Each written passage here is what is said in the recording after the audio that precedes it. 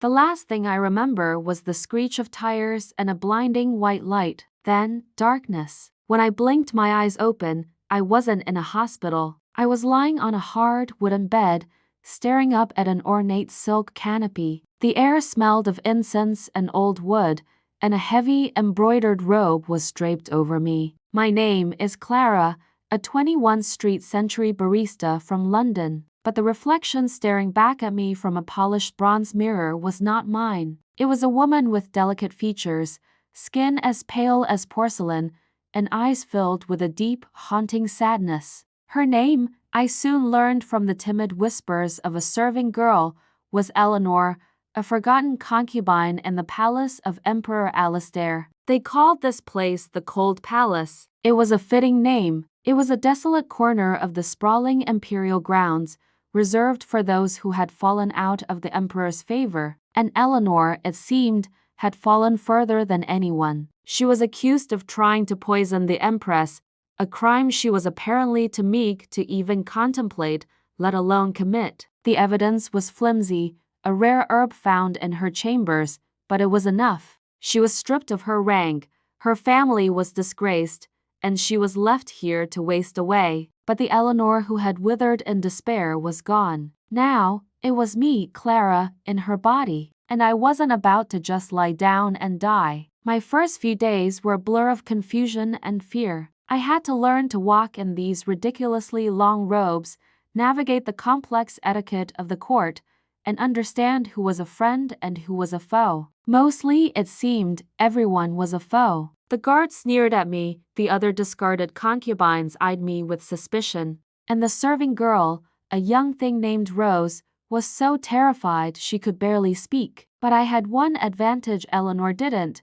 a modern mind. I wasn't raised to be subservient. I was raised to question, to analyze, and to fight back. I started small. I used basic knowledge of hygiene to clean up our filthy living quarters, surprising Rose, who had never seen a noble lady lift a finger. I used my memory of historical dramas to figure out the power dynamics. The Empress, a woman named Isabella, was beautiful but cruel, holding the Emperor's ear. The Emperor himself, Alastair, was a ghost, a powerful figure I had yet to even glimpse. He was said to be ruthless and cold, a man who had ascended the throne through bloodshed. The thought of facing him sent a shiver down my spine. My first real test came when our meager food rations were stolen. The old Eleanor would have starved in silence, but I wasn't her. I marched right up to the head eunuch in charge of the Cold Palace, a smug man named Thomas. He laughed in my face, telling me a disgraced concubine deserved no better. That's when I put on a performance of a lifetime. I didn't scream or cry. I looked him dead in the eye and spoke in a low, chilling voice. I told him I had a vision, a premonition of a great fire that would start in the kitchens and engulf his personal quarters. I described the exact location of the jade trinket he kept hidden under his floorboards, a trinket I'd heard the maids gossiping about. His face went pale. The next day, our rations were doubled. It was a small victory, but it was everything. It showed me that in this world of secrets and lies, information was power, and I was very good at gathering it. Rose, seeing my strength, started to open up. She told me whispers from the main palace, secrets carried on the wind by servants. She told me about the Empress's secret meetings with a powerful general, and about the Emperor's strange nightly walks in the garden, always alone. One evening, fueled by a strange mix of desperation and curiosity, I decided to take a risk. I bribed a guard with a small piece of jewelry I'd found, the last remnant of Eleanor's former life, and slipped out of the Cold Palace. I needed to see this emperor for myself. I hid in the shadows of the imperial garden, my heart pounding in my chest. And then, I saw him. Alastair. He wasn't the fearsome tyrant I'd imagined. He was tall and imposing, yes, but there was a profound loneliness in his posture as he stood by a moonlit pond. He wasn't looking at the lotus flowers, he was looking at their reflection, as if searching for something that wasn't there. Suddenly, he turned, his sharp eyes locking directly onto the bush where I was hiding. My blood ran cold. I was caught. Guards materialized out of the darkness, their swords drawn. I thought my life was over before it had even truly begun in this strange new world. He walked slowly towards me, his expression unreadable. "Who are you?" he asked, his voice a deep baritone that echoed in the silent garden. I straightened up, pushing aside my fear. I met his gaze. "My name is Eleanor," I said, my voice steadier than I felt. "And I am not who you think I am." A flicker of something surprise, interest, crossed his face. He didn't order my execution. Instead, he simply said, "Prove it." And that's when my new life truly began. I had the Emperor's attention. Now, I had to survive it. I started a chess game with the most powerful man in the Empire. I used my knowledge of modern strategy and psychology, things completely foreign to him. I talked to him about crop rotation, about principles of justice, about a world beyond his palace walls. He was intrigued by this new Eleanor, this woman who was no longer a timid mouse but a sharp-witted enigma. But my growing proximity to the Emperor did not go unnoticed.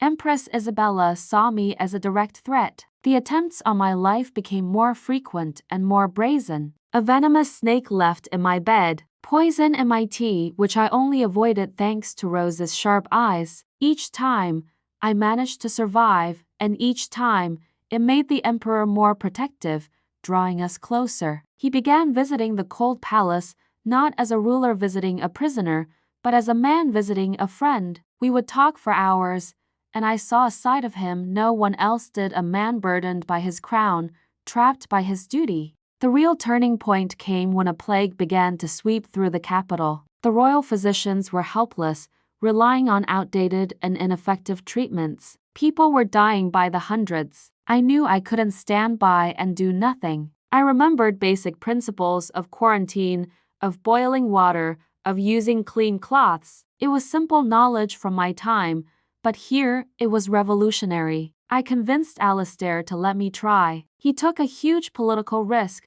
going against his advisors and the Empress, who declared my methods to be witchcraft. I worked day and night, organizing the palace staff, setting up clean zones, and tending to the sick. It was grueling, terrifying work, but it worked. The tide of the sickness began to turn. I had saved not just the common folk, but members of the royal court. I had become a hero, but in doing so, I had also made myself the Empress's #1 enemy. She knew she couldn't let me live. She planned her final move. She accused me of plotting to overthrow the Emperor, using my newfound influence to stage a coup. This time, she had fabricated evidence that was much more convincing. Witnesses, forged letters, everything pointed to my guilt. I was arrested and thrown into the deepest, darkest dungeon. Alistair came to see me. His face was a mask of conflict. The evidence was overwhelming, and his court was demanding my head. "Did you do it, Eleanor?" he asked,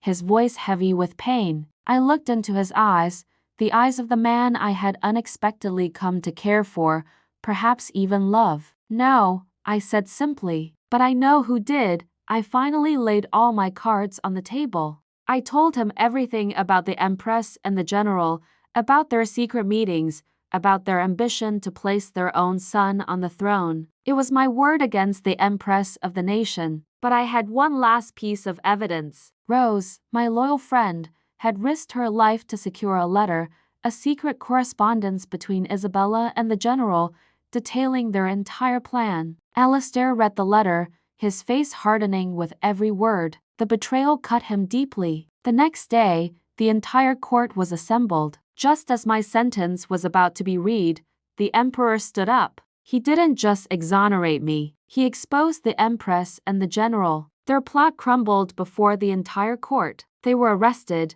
their power shattered in an instant. That day, I walked out of the dungeon and back into the light. Alistair stood waiting for me. He cleared the cold palace, restoring my honor and showering me with gifts. But I didn't care about the titles or the riches. I had found something far more valuable. In this strange, ancient world, I had found a purpose. I had found a home. And in the eyes of the once cold Emperor, I had found a love that transcended time itself. "My name is Clara," And this is my story. It's not the life I planned, but it's the life I chose to fight for. Thank you for listening. If you enjoyed this journey, don't forget to like, subscribe, and hit that notification bell for more stories.